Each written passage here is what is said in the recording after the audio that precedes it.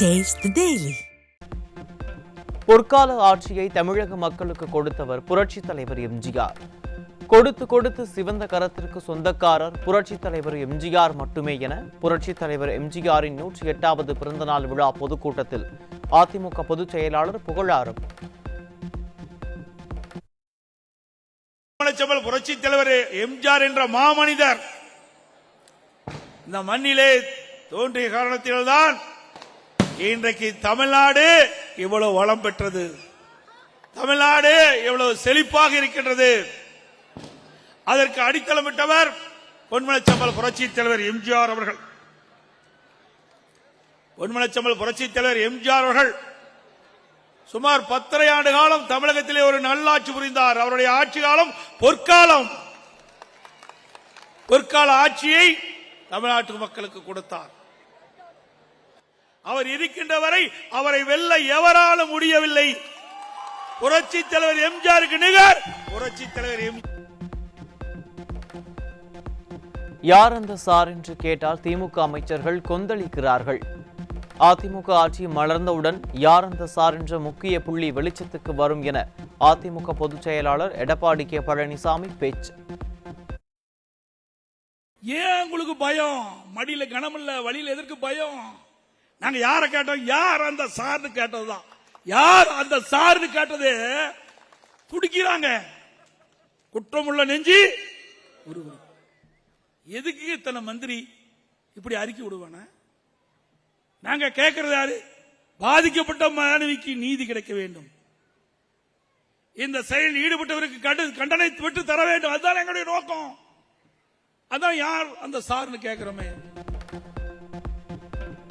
திமுக 4 ஆண்டுகளில் எதுவும் செய்யவில்லை என அதிமுக பொதுச் செயலாளர் எடப்பாடி கே பழனிசாமி குற்றச்சாட்டு. மகனை துணை முதலமைச்சராக ஆக்கியிருக்கிறார், அதுதான் ஸ்டாலினின் சாதனை என விமர்சனம்.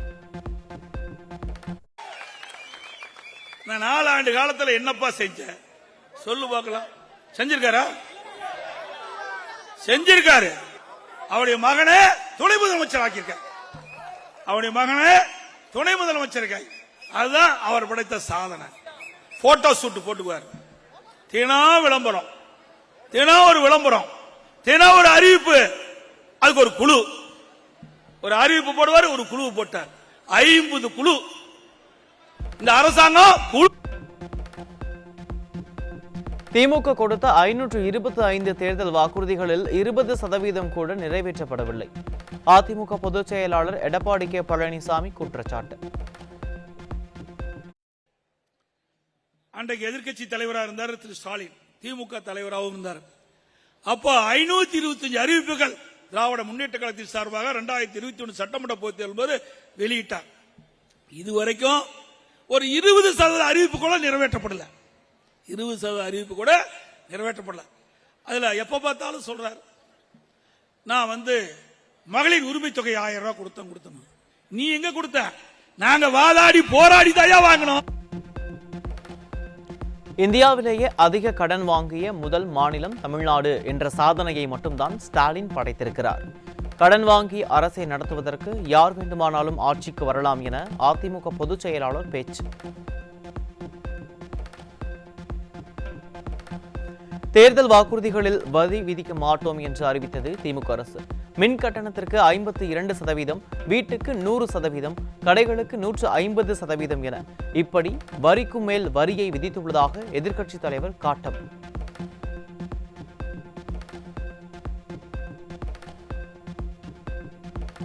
சட்டமன்றத்தில் நான் பேசியதை நேரலையில் காட்டினால் திமுகவுக்கு சாவு மணிதான்.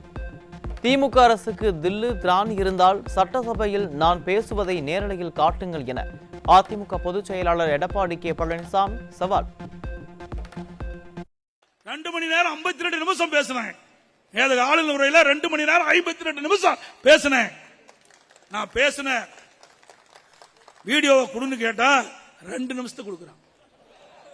பேசினது 2 மணி நேரம் 52 நிமிடம். தினத்தந்தி பேப்பர்ல வந்திருக்குது, பத்திரிகையில் வந்திருக்குது, ஊடகத்தில் வந்திருக்குது. ஆனா நாங்க அந்த வீடியோ கொடுங்கப்பா, எல்லாம் நாங்க பேசுறதெல்லாம் மக்கள் பார்க்கட்டும்னு சொன்னா கொடுக்க மாட்டாங்க.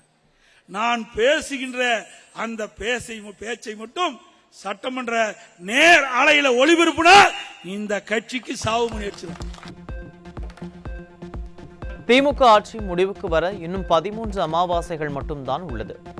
அதிமுக ஆட்சியில் கொண்டு வந்த மக்கள் நலத்திட்டங்களை திமுக முடக்கியதாக அதிமுக பொதுச் செயலாளர் காட்டம். இவர் 4 ஆண்டு காலம் உருண்டு ஓடி போய்விட்டது. இன்னும் 1 வருஷம் இருக்குது.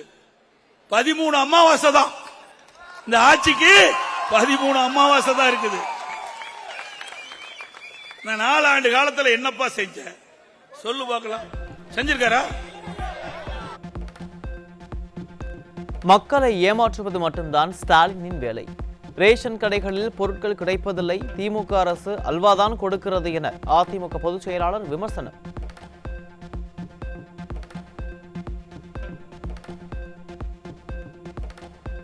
அனைத்திந்திய அண்ணா திராவிட முன்னேற்ற கழகத்தை எவராலும் அழிக்க முடியாது. அதிமுக பொதுச் செயலாளர் எடப்பாடி கே பழனிசாமி சூளுரை. எத்தனையோ பேர் நம்ம கட்சியை அழிக்க துடிக்கிறாங்க, கட்சி உடைக்க முயற்சிக்கிறாங்க. எதுவும் நடக்க முடியாத காரணம் இது உயிரோட்டம் உள்ள கட்சி. எவராலையும் இந்த கட்சியை அழிக்க முடியாது, முடக்க முடியாது, உடைக்க முடியாது.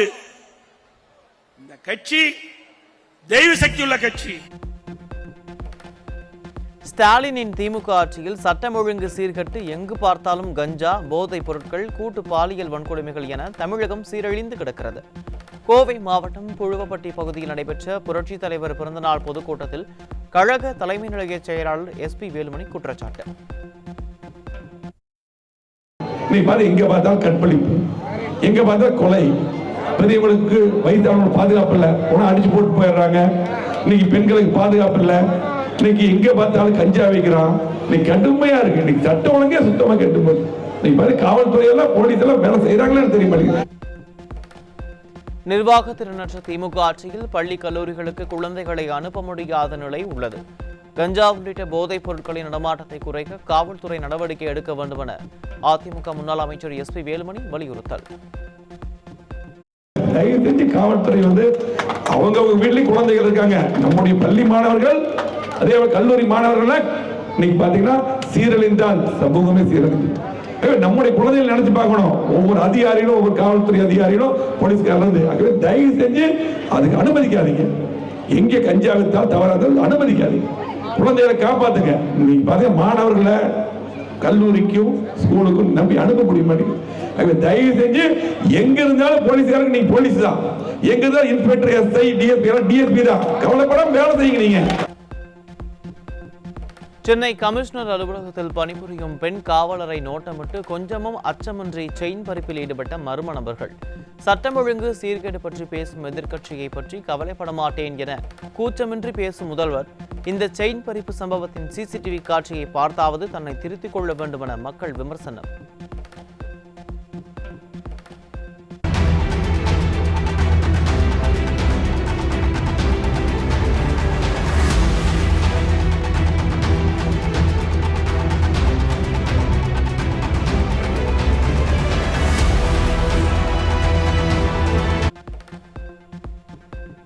தாம்பரம் காவல் ஆணையர் தலைமையில் போலீசார் பொங்கல் பண்டிகை கொண்டாட சென்ற நிலையில் பெண் காவலர்கள் உள்பட 8க்கும் மேற்பட்டோரிடம் செயின் பறிப்பில் ஈடுபட்டு பொங்கலை சிறப்பாக கொண்டாடிய திருடர்கள்.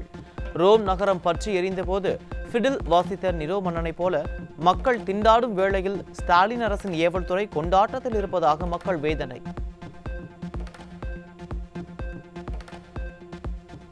$33 லட்சம் பேர் பொங்கல் பரிசு தொகை பெறாதது ஒரு பெரிய எண்ணிக்கையில் இல்லை என பேசி மீண்டும் சர்ச்சையில் சிக்கிய சபாநாயகர் அப்பாவு. 33 லட்சம் குடும்பங்கள் பொங்கல் பரிசு பெறாதது பெரிய எண்ணிக்கையில் இல்லையா? வாக்கு கேட்கும் போது மட்டும் ஒவ்வொரு தனிநபரிடம் கேட்டீர்களே என மக்கள் கேள்வி.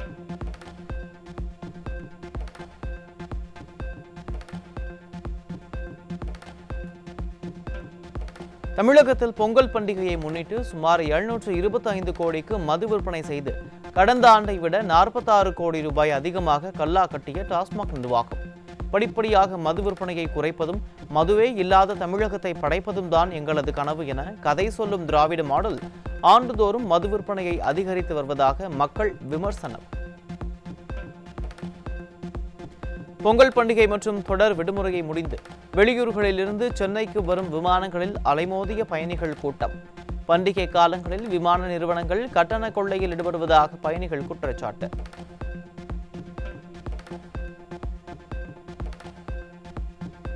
பல மணி நேரமாக வரிசையில் நிற்கும் பக்தர்களுக்கு குடிநீர் உள்ளிட்ட எந்த அடிப்படை வசதியும் செய்து தரவில்லை என பக்தர்கள் ஆதங்கம். திருப்பதியில் நடக்காததா இங்கு நடந்துவிட்டது என்று திமுக அமைச்சர் சேகர்பாபு அலட்சியத்துடன் பதிலளித்ததால் மக்கள் ஆவேசம். திருப்பதிக்கு போறான் 24 மணி நேரம் நிற்பான். அது கணக்கில் வராது. திருப்பதிக்கு போறான் 24 மணி நேரம் நிற்பான். அது கணக்கில் வராது. திருப்பதிக்கு போறான் 24 மணி நேரம் நிற்பான். கோவை ரயில் நிலையத்தில் 10 கிலோ உலர்கஞ்சா பறிமுதல். திமுக ஆட்சியில் தமிழகம் போதைப் பொருட்களின் குடோனாக மாறி வருவதாக மக்கள் குற்றச்சாட்டு.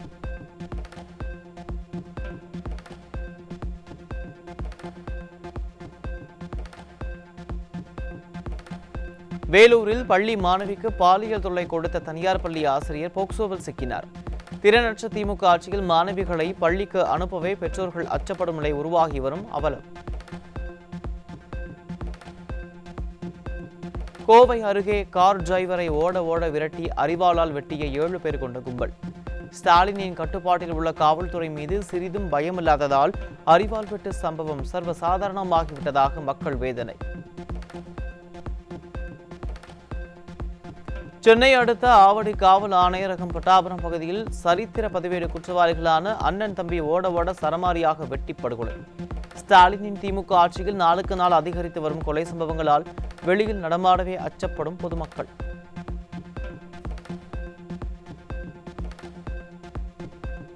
திருச்சி மாநகரின் மையப்பகுதியில் அமைந்துள்ள சத்திரம் பேருந்து நிலையத்தில் இளைஞர் ஒருவர் ஓட விரட்டி வெட்டப்பட்டதால் பரபரப்பு. முகமூடி அணிந்த மர்ம நபர்கள் இளைஞர் மீது நடத்திய கொலைவெறி தாக்குதல் குறித்த பதைவதைக்க வைக்கும் சிசிடிவி காட்சிகள்.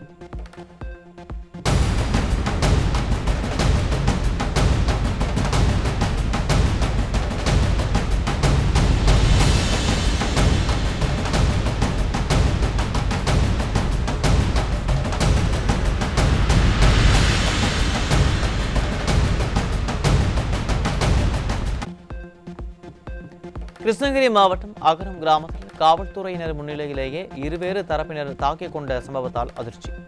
அரசின் குற்றங்களை சுட்டிக்காட்டுபவர்களிடம் தீரத்தை காட்டும் காவல்துறை கண்முன்னே ஒருவரை ஒருவர் தாக்கிக் கொண்டிருப்பதை தடுக்க முடியாமல் திணறிய அவலம்.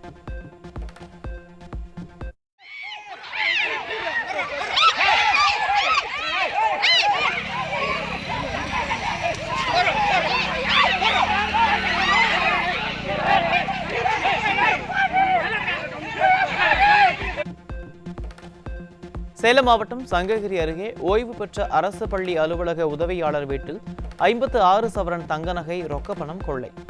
திமுக ஆட்சியில் காவல்துறை கும்பகர்ண தூக்கத்தில் இருப்பதால் கொள்ளை சம்பவம் தொடர்கதையாகி வருவதாக மக்கள் குற்றச்சாட்டு.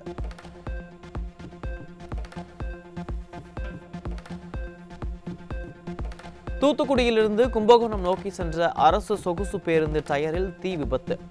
திமுக ஆட்சியில் அதிகாரிகள் அரசு பேருந்துகளை முறையாக ஆய்வு செய்யாமல் மக்கள் உயிரோடு விளையாடுவதாக குற்றச்சாட்டு. கொல்கத்தா அரசு மருத்துவமனையில் பயிற்சி மருத்துவர் பாலியல் வன்கொடுமை செய்யப்பட்டு கொலை செய்யப்பட்ட வழக்கில் தீர்ப்பு. சஞ்சய் ராய் என்பவரை குற்றவாளியாக தீர்ப்பளித்து கொல்கத்தா சியால்ஜா நீதிமன்றம் உத்தரவு.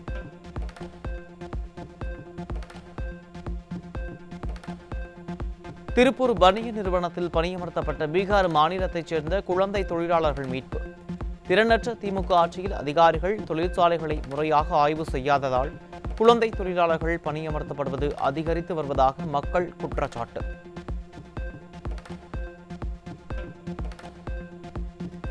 சென்னை மதுரவாயல் அருகே குடிநீருடன் கலந்த கழிவு நீரால் நோய் தொற்று ஏற்படும் அபாயம். மாநகராட்சி அதிகாரிகளிடம் பலமுறை முறையிட்டும் நடவடிக்கை இல்லை என மக்கள் வேதனை.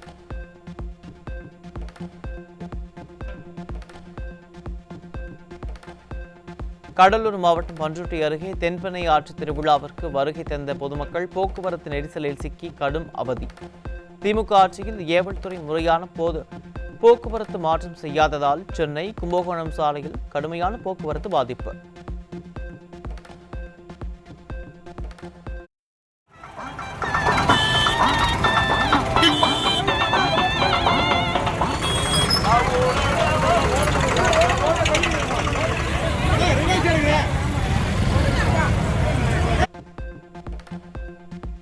நாடாளுமன்ற பட்ஜெட் கூட்டத்தொடர் குடியரசுத் தலைவர் உரையுடன் ஜனவரி 31ஆம் தேதி தொடங்கி பிப்ரவரி 13ஆம் தேதி வரை நடைபெற வாய்ப்பு.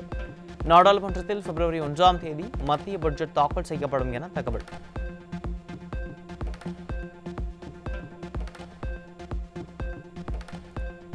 கேரளாவில் காதலனுக்கு குளிர்பானத்தில் விஷம் கலந்து கொடுத்து கொலை செய்த வழக்கில் ஜனவரி 20ஆம் தேதி தண்டனை விவரம் அறிவிக்கப்படுகிறது. காதலி கிருஷ்மா, அவரது தாய் மாமா ஆகியோர் குற்றவாளிகள் என தீர்ப்பளிக்கப்பட்ட நிலையில் தண்டனை அறிவிக்கப்பட உள்ளது. மகாராஷ்டிரா மாநிலம் புனே அருகே கார் பேருந்து மீது லாரி மோதிய கோர விபத்து. விபத்தில் சிக்கி 9 பேர் சம்பவ இடத்திலேயே பலியான பரிதாபம்.